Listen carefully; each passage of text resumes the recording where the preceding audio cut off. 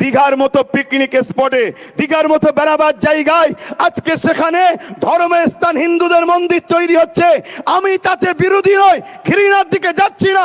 তিনি দেশের রাজ্যের মাথায় বসে আছে, তিনি রাজ্যের পয়সাকে নিয়ে মন্দিরের পিছনে করে রাজ্যকে গরিব করবে কি না করবে রাজ্যের জনগণ বুঝে নেবে তার সাথে। কিন্তু আমি বলতে চাইছি, তিনি হিন্দু দরদি বলেই তো দীঘাতে কোনো মসজিদ করে নেই, সেখানে মন্দির তৈরি করছে।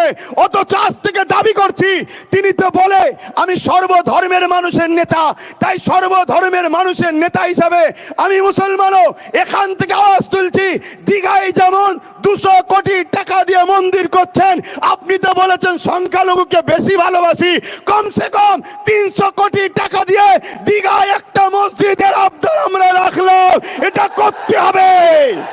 যদি আপনি না করেন তাহলে জানবো আপনার মুখ এক মুখোশ এক। ঠিক না বে ঠিক?